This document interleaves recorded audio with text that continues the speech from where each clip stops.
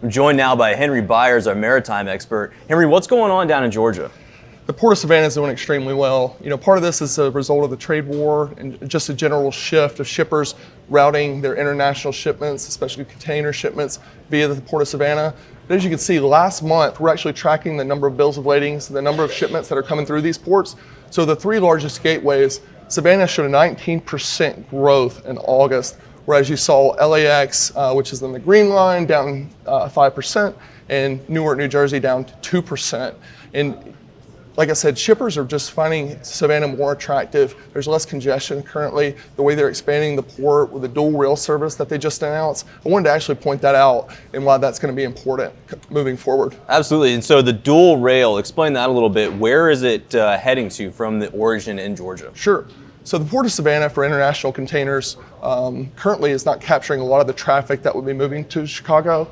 And between Newark, New Jersey and LAX, they handle a majority of the volumes and move it into there, other than Seattle and Prince Rupert. But you can see Savannah is actually half the distance to Chicago than LAX is to Chicago. So that's meaningful. So you have CSX rail line in pink, and you have Norfolk Southern in purple. So what they're essentially going to do is offer, the ability with the Mason Mega Rail, which is the on-dock rail facility, be able to build 10,000-foot trains right off the port in Savannah, and they'll be able to have a 3 to 4 day transit to Chicago, because a lot of these shippers in Chicago can't necessarily, can't afford to relocate their distribution centers, much like the top 10, top 100 importers can.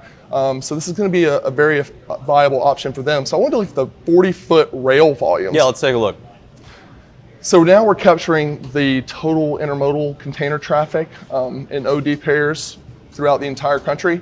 And so I wanted to show, I've been talking a lot about the shift from West Coast to East Coast in terms of volume as an effect from the trade war, and just generally finding that a more effective option with the Suez Canal routings.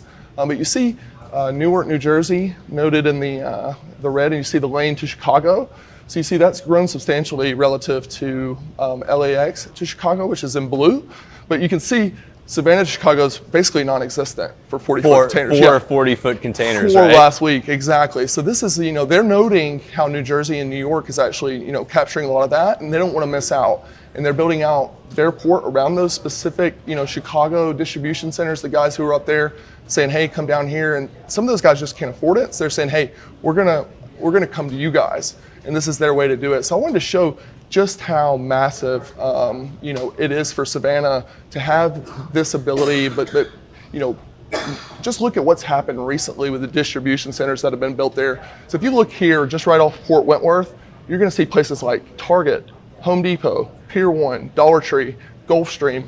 All these guys have built facilities right here next to Savannah because they just see this as the future. They understand that it's Georgia's coming up. Tell me a little bit about what's going on in North Georgia. I know that there is another rail facility. Is that correct? Sure.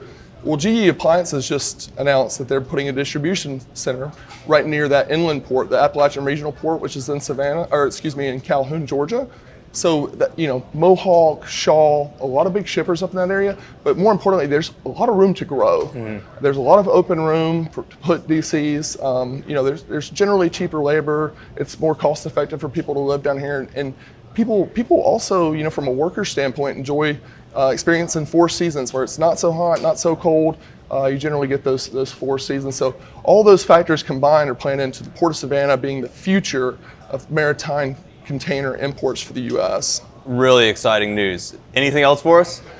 They expect between 2030 and 2035 to be pushing 11 million TEUs annually through this port, which is aggressive, but I think very reasonable.